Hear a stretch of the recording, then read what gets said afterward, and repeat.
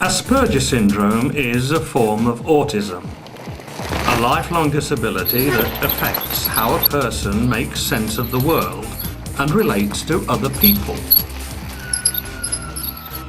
Nicholas Eyre has Asperger syndrome and in addition suffers from epilepsy. But Nicholas has found a way. He had a lot of problems when he was very small.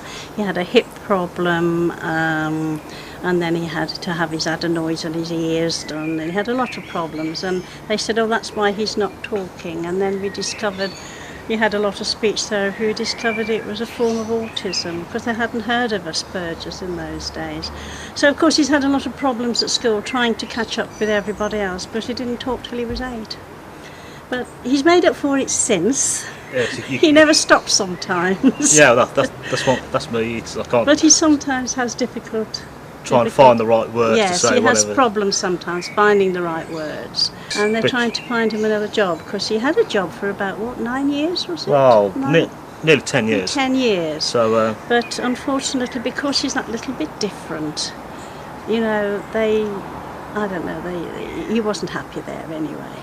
And so eventually it affected him, and he had to go on some tablets and things, didn't you? And last with all the weight, too. Yes, and yes, and in the end he couldn't cope, and he left. I mean, he's doing a lot more than we ever expected when he was small. When he was small, we never really anticipated he'd ever be independent, but he's got a little flat of his own. We don't go and see it. No, that's a completely different matter. We don't go and see it, but he seems quite, he seems quite happy having his independence. He's always been very independent, haven't you? Oh, yeah. And he likes filming. He does like filming. He'd love to get into television and do that sort of behind the camera, wouldn't you? Well, behind the camera, in front of camera, anything which is involved in filming. Oh. Yeah. No, you had a girlfriend for a long time, didn't you? Well, I've had 2 girlfriends, but not at the same time. But not at the same time, no. No, you did have Marina for a long, long time, and then it broke up. It wasn't going anywhere, was it? I think it was around late 90s, well, let's say 98, 99. I just noticed a magazine. Yeah. In mountain biking itself. That's when I thought, I like this. Yeah. So let's see what it's like. Yeah. Let's get one of these designer, let's say, bikes. And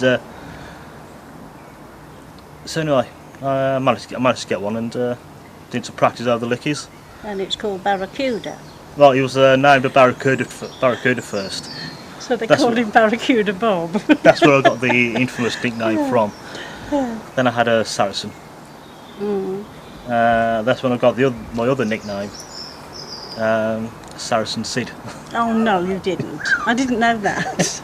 That's the other nickname I've got. That's news to me. Biking has changed my life to a point where I want to improve my skills. I want to, like everybody else, I want to better myself in Whatever you're to doing. prove to others that I can do something which a large majority of people can't do. Well, I came 3rd overall, from 2008 to 2009 in the Downhill Midland Championships. I came 3rd, as I said, I came 3rd overall in that. So at least it will show people that I managed to come somewhere which I thought I'll never get anywhere. So it's proved them. Most of his life has been a problem achieving things and proving to other people that, I mean, they've thought he was stupid and, and this, that and the other. And he's had a long time trying to prove that he's not and that he can do things. And I think that's very important to him, isn't it, to be able to achieve things. Yes. And prove to other people that, he's not stupid. Yeah, like talking about life though, it all depends what comes around the corner, because you never know what might turn up. I wish you could be settled down with a partner. I think that would be nice. We would feel a little bit sort of more settled than leaving you all on your own when we've gone. This is the Licky Hills, right on the top of the Lickies itself. So hopefully this will be a place where it's just made it for a bit of fun, really.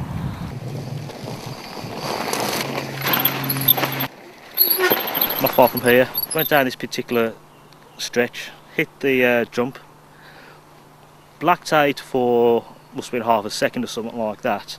Came to mid-air, landed the bike, then I just got up, moved the thing out of the way for safety reasons. Must have been around 10 minutes later I woke up. I must have blacked out. The people that were there suddenly disappeared, so I was just by myself. So you know, my dad took me to the hospital just down the road, and the doctor said to me was, if you didn't have that full face helmet on, I would have been 6 foot under.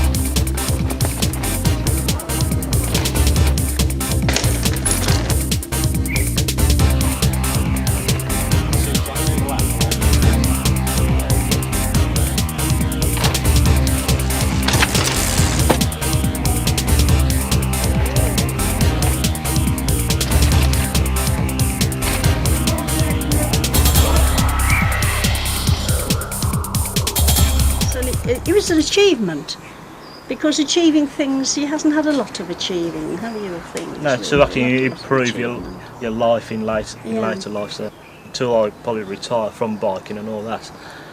Home to, well, see what life comes, really, and see what happens. Take what comes along. I think you've always had to do that, haven't you, really? Take what comes, but... Yeah, because you never know what might come around the corner. There are over 500,000 people in the UK with an autism spectrum disorder. That's around 1 in 100. Asperger's is a difference, but need not be a curse. And Nicholas has found one way to a rewarding life.